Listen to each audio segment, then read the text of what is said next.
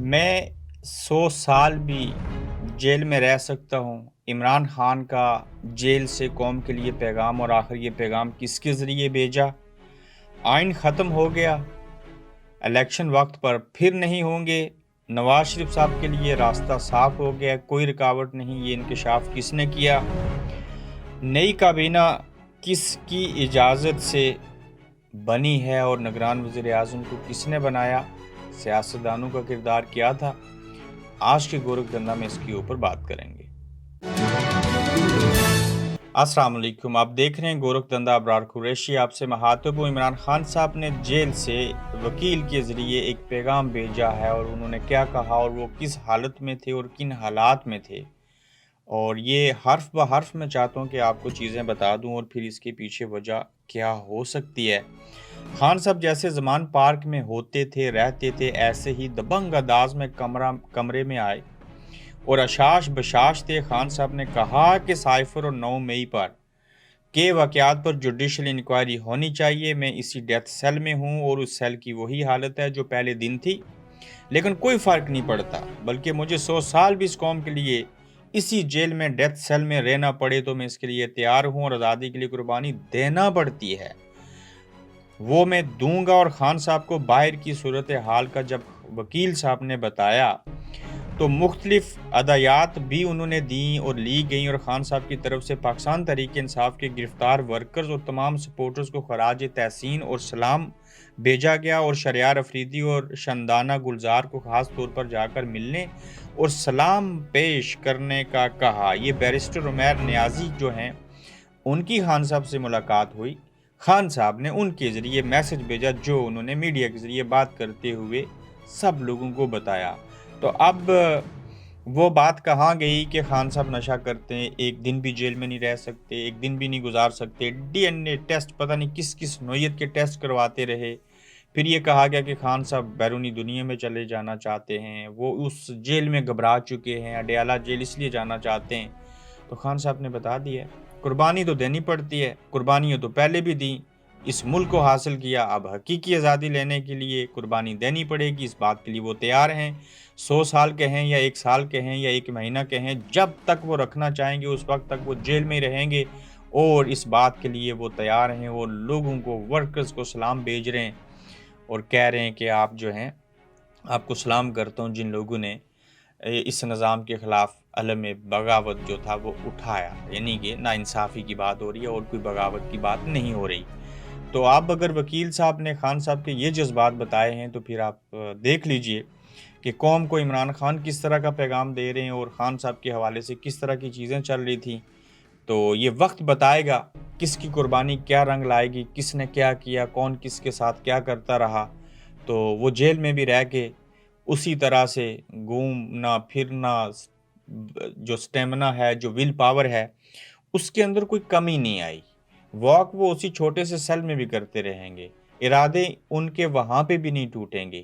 تاہم جو ارادے توڑنا چاہتے ہیں وہ اپنی تمام کوششوں کے اندر مصروف ہیں۔ تو اس سے پہلے تو آپ بھٹو صاحب کے ارادے بھی نہیں توڑ سکے تھے، وہ آج بھی زندہ ہیں عوام کے اندر۔ نواز شریف صاحب لندن بیٹھے ہیں، آپ نے ان کو تحیات نائل کیا تھا، بی بی دنیا سے چلی گئی ہیں، لوگ ان کو اچھے الفاظ میں یاد کرتے ہیں۔ یاد رکھیے گا، یہاں تو کوئی شخص جو ہے وہ زندہ رہنے کے لیے پیدا ہی نہیں کیا گیا، وہ مرنے کے لیے انسان پیدا ہوا ہے۔ تو شان و شوکت سے مرنا چاہیے، ملک اور قوم کی خاطر چیزیں کرنا ایک بڑی بات ہوتی ہے، بس اس میں نیت اچھی ہو جانی چاہیے۔ آئین کو روند کر الیکشن میں تاخیر کر دی گئی، کیسے؟ دیکھیے کہ پہلے تو پنجاب اسمبلیوں کے الیکشن نہیں ہوئے تھے، اب فروری کا کہا گیا الیکشن ہوں گے، تو سریعام کہا جا رہا ہے کہ ہم نے آئین کو پھر سے توڑ دیا، کیونکہ ہم فروری میں الیکشن کا کہہ رہے ہیں، نہ کہ ستمبر اور اکتوبر یا ایون نومبر میں۔ پھر الیکشن کمیشن کہتا ہے جی کہ جو مردم شماری ہے اس میں تو بڑا ٹائم لگے گا۔ اب جو نگران سیٹ اپ آتا ہے اس کا کام کو مردم شماری کروانا، باقی چیزیں تو نہیں ہوتا کرنا، لیکن نگران سیٹ اپ کا کام تو صرف یہ ہے کہ الیکشن کروائیں اور 90 دن کے اندر کروائیں، اور جب 90 دن کے اندر الیکشن نہیں ہوں گے تو آئین کو آپ نے رون دیا۔ نہ پیپلز پارٹی کو پتا، نہ نون لیگ کو پتا، نہ پی ٹی آئی کو تو پہلے سے ہی سمجھ نہیں آ رہی، وہ تو الٹا مطالبہ کر رہے ہیں کہ جلدی الیکشن ہوں۔ تو جب آپ نے خود ہی جو آئین شکنی کی، آئین کو توڑا، اس ملک کو بے آئین کیا، عدالتوں کے فیصلوں کو نہ مانا، عدالتوں کے باہر دھرنے دیے، ڈرایا دمکایا، ججوں کو دھمکیاں دی، گھروں کو آگ لگا دیں گے، تو آج اپنے آپ کو آگ لگاؤ گے جب الیکشن نہیں ہوں گے؟ اور پھر کب تک انتظار کرتے رہیں گے آپ الیکشن کا؟ یہ آپ اپنے گناہوں کی سزا خود کاٹیں گے۔ اگر عمران کے پاس طاقت ہوئی تو وہ الیکشن کروا ہی لے گا۔ ابھی تک وہ بڑے جو ہیں، وہ جو سب کے باپ ہیں، وہ دیکھ رہے ہیں ہم نواز شریف کی سپورٹ کریں تو ان کے ساتھ عوام نہیں ہے، پیپلز پارٹی کی سپورٹ کریں تو ان کے ساتھ بھی عوام نہیں ہے۔ ہم نے خود ہی تو ان دونوں کو جو ہے وہ چور، نکما، منافق ثابت کیا تھا، تو اب ان کو لے کے آئیں گے تو پہلے تو 16 مہینے حشر دیکھ لیا کہ 11 جماعتیں بھی جو ہیں وہ عمران خان کے اوپر بھاری نہ پڑ سکی، اور آج بھی خفیہ سروے کروائے 50% سے زائد جو ہے وہ عمران خان کو لوگ ووٹ دینا چاہتے ہیں۔ تو بہتر ہوگا اپنی عزت بچانے کے لیے، آگے معاملات کو سیٹل رکھنے کے لیے عمران خان کے ساتھ ہی حامی بھر لی جائے، چونکہ عوام ہے تو ہم بھی ہیں، عوام ہے تو یہ ملک بھی ہیں، یہ ملک ہے تو عوام، فوج اور سارے ادارے ہیں، تو وہ کبھی بھی پلٹا کھائیں گے۔ اب بس ویٹ اینڈ سی والی پوزیشن آپ دیکھتے جائیے کہ کب تک وہ چیزیں ہوتی ہیں اور کیا ہو سکے گا۔ نواز شریف صاحب کے لیے آئندہ پاکستان آنا، الیکشن لڑنا، پھر وزیر اعظم بن جانا، ٹی وی پہ آ جانا، سب چیزیں ہونے کے لیے راستہ صاف کر دیا گیا۔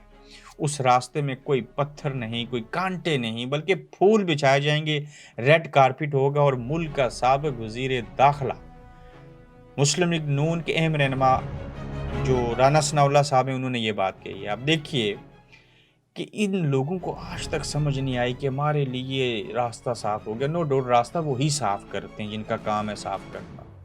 تو آج اگر آپ یہ بے تک کی بات کر رہے ہیں کہ نواز شریف صاحب کے لیے راستہ صاف ہو گیا اور آگے وہ آ جائیں گے اور چیزیں ہو جائیں گی، تو بتانے کی کیا ضرورت ہے بھائی؟ پریکٹیکل کرو۔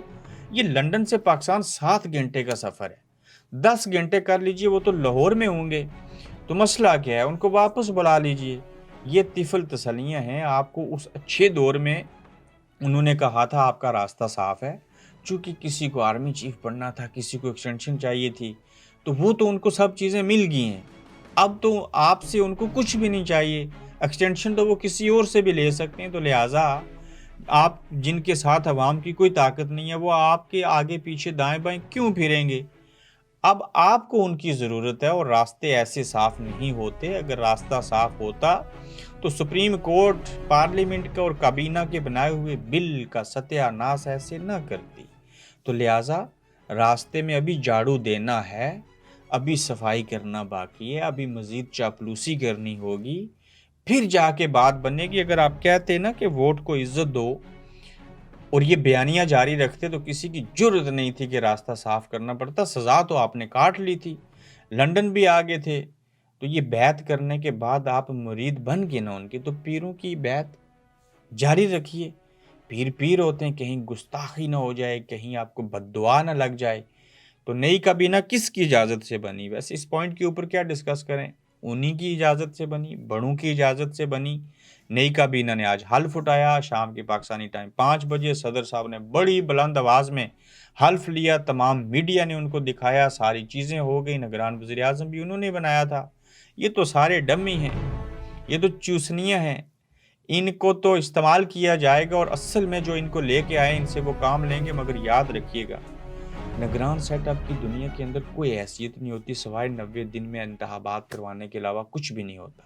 لیکن پاکستان کے اندر 90 دن ایکسپائر ہو گئے، ایکسپائر ہونے کے بعد بھی اگر کوئی چیز زندہ ہے تو وہ کے پی کی اور پنجاب کی حکومتیں ہیں، یا پھر وفاقی حکومت آپ کو نظر آئے گی۔ یعنی کہ سرعام لکھا ہے ایکسپائری ڈیٹ 90 ڈیز کے بعد ختم، لیکن یہ لوگ ایکسپائر ہونے کے بعد بھی ان میڈیسنز کو استعمال کر رہے ہیں، پتہ نہیں پھر مرتے کیوں نہیں۔ ہاں مرے ضرور ہیں، آئین مر گیا اس کے بعد، کیونکہ ایکسپائر چیز تھی نا۔